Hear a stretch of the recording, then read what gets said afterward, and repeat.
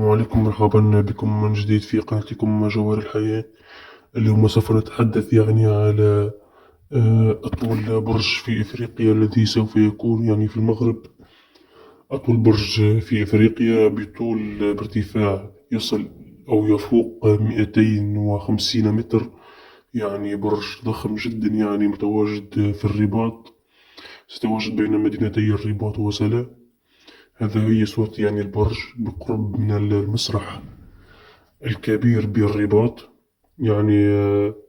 سيقع تهيئة ضفتي نهري أبي رقراق في مدينة الرباط عن قريب، لكي تصبح لبرج محمد السادس وجهة ورؤية جميلة من الجانبين. هذا البرج سوف يتواجد في المغرب وبالتحديد في الرباط. الرباط اليوم سوف تكون على موعد مهم هذه السنة، حتى أن بعض الصحف العالمية والعربية والإفريقية تحدثت عن البرج وعن افتتاح الملك محمد السادس. برج محمد السادس ملك المغرب سوف يفتتحه قريبا. اقتراب انتهاء الأشغال تقريبا انتهت.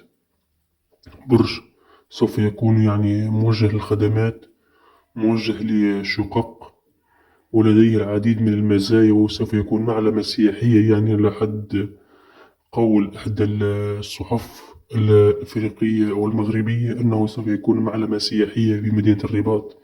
بذلك سوف يكون للرباط وجه سياحي جديد. الرباط سوف تكون على موعد مهم في هذه السنة إن شاء الله. سوف يقع افتتاح هذا البرج، وسوف نرى قوة المغرب بفضل الملك محمد السادس، الملك الذي يسهر على قيام يسهر على ثورة اقتصادية وسياحية وجمالية للمغرب. إن شاء الله سوف يكون في الموعد هذه السنة. الملك محمد السادس لديه تعليمات صارمة بخصوص البرج ومحافظة المغرب على هذا البرج. سوف يكون له وقع جدا إيجابي. المغرب سوف تكون على موعد مهم.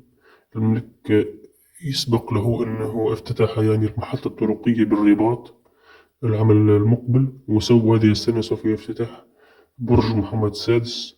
وسوف قبل أن يفتتح المغرب البرج محمد السادس سوف يقع تهيئة محيط برج محمد السادس بعديد من الخدمات الصحية والمرافق الأساسية للمجتمع. نتمنى التطور والتقدم كذلك للمغرب إن شاء الله. المغرب سوف يكون على موعد مهم، والسلام عليكم ورحمة الله وبركاته.